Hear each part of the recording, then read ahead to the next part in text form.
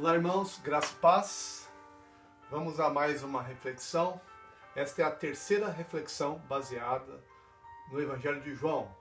Estamos ainda no capítulo 1 e o versículo que nós vamos usar como base, como tema, ponto de partida, é o que está em João capítulo 1, versículo 12 e também 2 Coríntios 5 e 17. Então vamos fazer a leitura. João capítulo 1, versículo 12. Mas a todos quantos o receberam, deu-lhes o poder de serem feitos filhos de Deus, a saber, aos que creem no seu nome. Então nós desenvolvemos essas ideias na reflexão passada sobre esse privilégio de podermos ser chamados e ter sido feitos filhos de Deus. Nós somos criaturas, mas além de sermos criaturas, também somos filhos de Deus. Na reflexão passada também nós vimos a diferença entre filho de Deus e criatura. Todo mundo é filho de Deus? Fica uma pergunta aí, né? Pode haver divergências em relação às respostas, mas o fato é, todos são criaturas de Deus, mas nem todos são filhos de Deus. Para ser filho de Deus, tem que ser resgatado da velha natureza, do mundo do pecado, tem que ser resgatado do império das trevas e aceitar a Cristo. Aceitar a Cristo não só de palavra, de boca, de lábios, é receber Cristo em seu coração e ter uma mudança real de vida. E o Espírito Santo, ele faz isso, nos convence do pecado, da justiça e do juízo e usa a palavra como principal ferramenta para nos moldar, nos regenerar, para nos orientar, nos corrigir, nos consolar até mesmo, tá? E 2 Coríntios 5:17, diz assim, ó, para corroborar as palavras que eu falei agora. E assim, se alguém está em Cristo, é nova criatura. As coisas antigas já passaram, eis que se fizeram novas. Então, esse nova criatura aqui, podemos ver um sinônimo aí de conceitos que seriam referentes a filhos de Deus, nascidos de Deus, não nascidos da carne, não nascidos através de uma relação natural, mas nascidos de Deus, de forma espiritual, é uma nova criatura. E aí, com isto, nós temos vários privilégios, por sermos filhos de Deus, por termos nos tornado novas criaturas. Quais são esses privilégios? Alguns deles, vou destacar aqui. Nós vimos que nós agora somos coparticipantes da natureza de Deus. Nós havíamos perdido isso com a queda de Adão. Todos pecaram juntamente com Adão e nós perdemos esta conexão com a natureza divina, ficando apenas como criaturas. E isto foi reconquistado por Cristo. E nós vemos isso aí em 2 Pedro 1 e 4. 2 Pedro 1 e 4. Aqui Pedro vem depois de Hebreus, 2 Pedro, segunda carta de Pedro, 1 e 4. Vou começar do 3 para ampliar um pouco mais o contexto. Visto como pelo seu divino poder nos têm sido doadas todas as coisas, nos têm sido doadas todas as coisas que conduzem à vida e à piedade, pelo conhecimento completo daquele que nos chamou para a sua própria glória e virtude, pelas quais nos têm sido doadas as suas preciosas e muito grandes promessas, para que por essas promessas, vos torneis coparticipantes da natureza divina, livrando-vos da corrupção das paixões que há no mundo. Então vejam um paralelo feito aqui, para nos livrarmos das paixões do mundo, que o mundo está no maligno, Nós devemos ser co-participantes da natureza divina. E como ser co-participante? Recebendo as promessas que foram dadas a nós. Herdeiros, Romanos 8:17. Então, nós somos co-participantes da natureza divina pelo privilégio de sermos filhos. Também somos herdeiros de Deus e co-herdeiros com Cristo, como atesta muito bem Romanos 8:17. Ora, se somos filhos, somos também herdeiros, herdeiros de Deus e co-herdeiros com Cristo. Se com ele sofremos, também com ele seremos glorificados. E aí nós vemos também a filiação comprovada.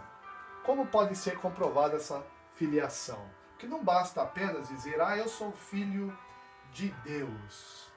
Mas a vida da pessoa, o modo de viver, os seus valores, eles se deixam passar muito bem pelas atitudes. Quais são as atitudes? Então, o que importa aqui são as atitudes que são mostradas através de uma regeneração interior realmente sincera, realmente verdadeira.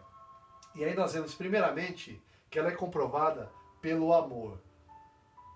João 14:23. João, Evangelho de João 14:23. Respondeu Jesus: se alguém me ama, guardará a minha palavra. E guardar a palavra aqui, pelo contexto aqui de outras passagens, é obedecer, é levar em conta, levar a sério o que está escrito e procurar seguir, procurar viver. Guardará a minha palavra, e meu Pai o amará, e viremos para ele e faremos nele morada.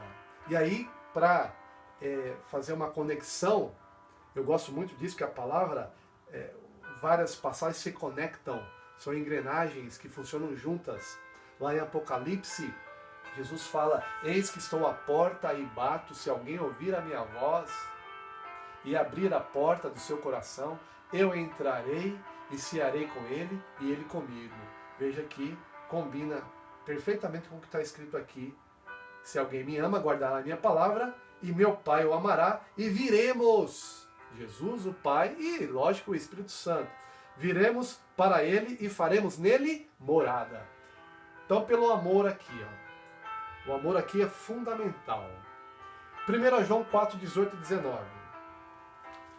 1 João 4, versículos 18 e 19. No amor não existe medo. Antes, o perfeito amor lança fora o medo. Ora, o medo produz tormento. Logo, aquele que teme não é aperfeiçoado no amor. Nós amamos porque ele nos amou primeiro. Se nós o escolhemos, o aceitamos, é porque também ele nos escolheu primeiro. Então o amor aqui é fundamental. Pela obediência, veja que nós já comprovamos aqui que guardar os mandamentos dele, guardar a palavra dele, é obedecê-lo também, é fazer o que ele indicou. E 1 João 5, 1 a 6, continuando aqui em 1 João, capítulo 5, versículo 1 a 6. Todo aquele que crê que Jesus é o Cristo é nascido de Deus. Lembram-se lá no capítulo 1 de João, que nós começamos aí? Relembrando aqui, Mas todos quantos o receberam, deu-lhes o poder de serem feitos filhos de Deus, a saber, aos que creem em seu nome. E aí confirma o que está aqui, Todo aquele que crê que Jesus é o Cristo é nascido de Deus. E todo aquele que ama ao que o gerou, também ama ao que dele é nascido. Nisto conhecemos que amamos os filhos de Deus, quando amamos a Deus e praticamos os seus mandamentos. Veja que está ligado. É a conexão E aqui, o conectivo E, amamos a Deus e praticamos os seus mandamentos. Aqui é impensável alguém amar a Deus e não praticar os seus mandamentos. É impensável praticar os seus mandamentos e não amá-lo. Porque este é o amor de Deus. Qual é o amor de Deus? Aí João está dizendo aqui, ó, que guardemos os seus mandamentos. Ora, os seus mandamentos não são penosos. Antes que alguém diga, mas é muita coisa. E é demais. Porque todo que é nascido de Deus vence o mundo. E esta é a vitória que vence o mundo, a nossa fé. Quem é o que vence o mundo, senão aquele que crê ser Jesus, o Filho de Deus? Ou seja, quem é que vence o mundo, senão aquele que é Filho de Deus? Porque creu, e aí foi-lhe dado o privilégio de ser chamado Filho de Deus. Com o abandono da prática do pecado. 1 João 3 e 9. Aproveitando aqui, ó, 5 e 18, o capítulo que nós estamos aqui, ó. 5 e 18.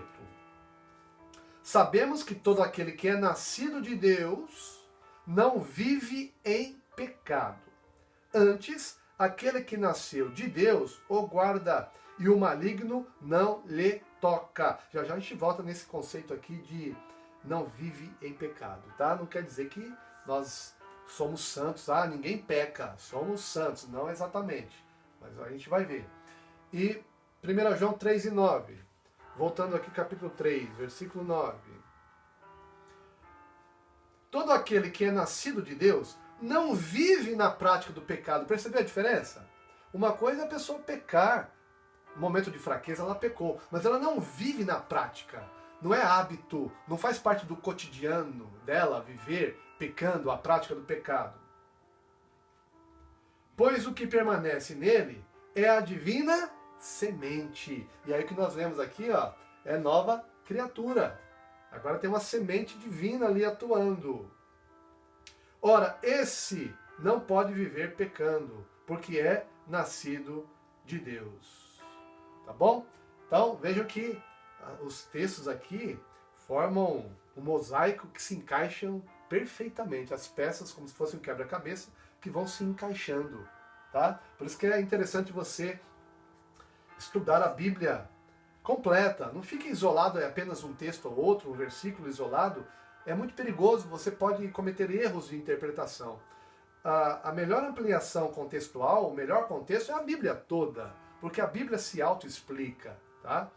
Então aqui, e ainda nessa prática do pecado, ó, nós vemos aqui que aquele que é nascido de Deus não vive na prática do pecado. Mas, ó, um pouquinho antes, no capítulo 1, capítulo 1 diz o seguinte, ó, versículo 8. Se dissermos que não temos pecado nenhum, a nós mesmos nos enganamos e a verdade não está em nós.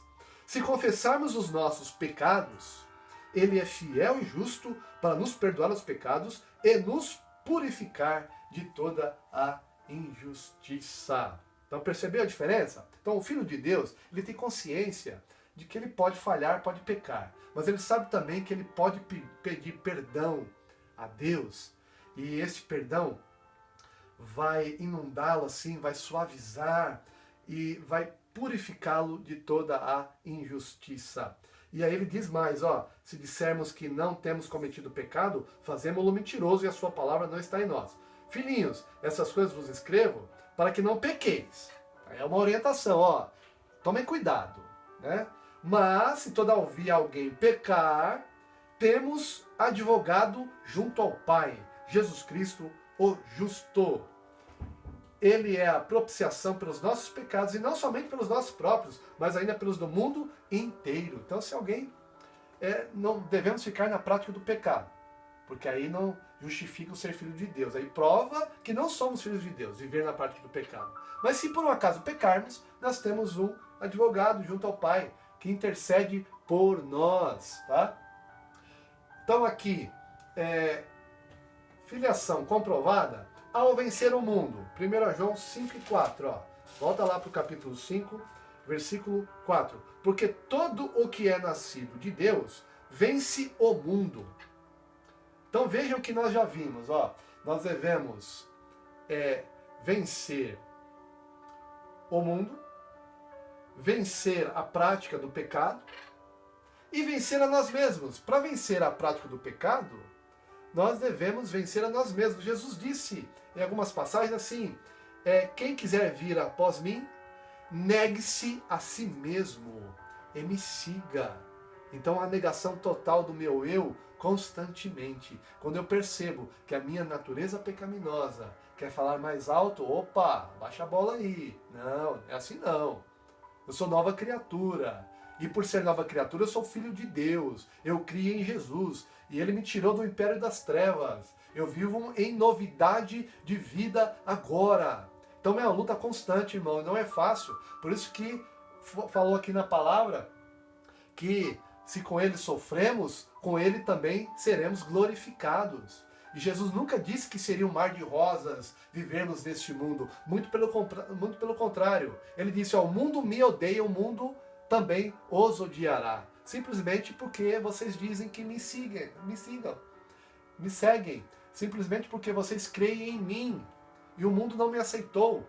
Eu vim para os meus, mas os meus não me receberam. E vocês que me receberam, vocês agora são filhos de Deus, porque eu regenerei vocês. Eu renovei aí o pacto novamente com Deus. Tá certo? Amém? Então aqui, ao vencer o mundo, então, fica comprovado a nossa filiação com Deus. Porque Deus não tem nada com o mundo. Né? E em João aqui, ó, veja só.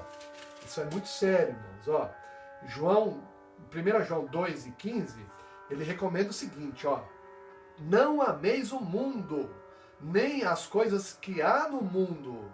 Então, nem o mundo em si, da forma conceitual, orgânica, e muito menos as coisas que há no mundo. Tudo que o mundo oferece. Tá? Se alguém amar o mundo, o amor do Pai não está nele. E se o amor do Pai não estiver em nós, não seremos filhos. Voltaremos a ser meras criaturas, afastadas de Deus. Nós precisamos do amor do Pai. E nós vimos anteriormente que o amor do Pai consiste em quê? Em nós guardarmos os seus mandamentos. Não obedecermos a regras humanas, a códigos humanos, que são feitos assim para satisfazer o ego de pessoas. De jeito nenhum. Nós devemos seguir a Deus. E o Espírito Santo nos ajuda, nos orienta. E temos a palavra aqui também, para servir como mapa, como guia, como orientador aqui também. Filiação concedida. Por quem? Essa filiação é concedida pelo Pai. 1 João 3:1. Vede que grande amor nos tem concedido o Pai, a ponto de sermos chamados filhos de Deus. E, de fato, somos filhos de Deus. Por essa razão, o mundo não nos conhece, porquanto não o conheceu a Ele mesmo. Amados, agora somos filhos de Deus e ainda não se manifestou o que havemos de ser. Agora somos filhos. E o que seremos depois, então, amados? Imagina só. A nossa imaginação, ela não alcança muito melhor do que o melhor das coisas que poderemos imaginar. E aqui, filho, foi concedida pelo Filho. Gálatas 4, 6-7. Gálatas 4.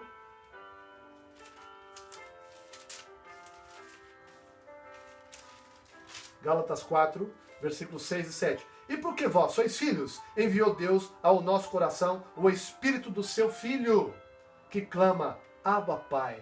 Abba Pai é um termo carinhoso, é um termo assim que nos diz assim que somos íntimos do Pai. Papaizinho, ó meu Pai, papai. Aqui, e é concedido ao vencer o mundo, a filiação concedida também pelo Espírito Santo. Faltou um T aqui, tá? Deixa eu acrescentar. Espírito Santo e seu selo.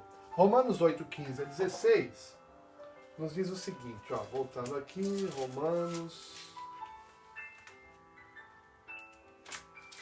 8. Pois você assista de novo, dá uma pausa, leia com calma os textos que estão aqui.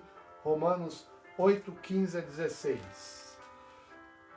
Porque não recebestes o espírito de escravidão. E lá fala, nós acabamos de ler que recebemos o espírito do Filho de Deus. Para viverdes outra vez atemorizados, mas recebestes o espírito de adoção, baseados no qual clamamos, Abba Pai. De novo aqui, tá vendo? O próprio Espírito testifica com o nosso espírito que somos filhos de Deus. Ora, se somos filhos, somos também herdeiros, nós já lemos esse texto. E aqui o selo está em Efésios 1:13.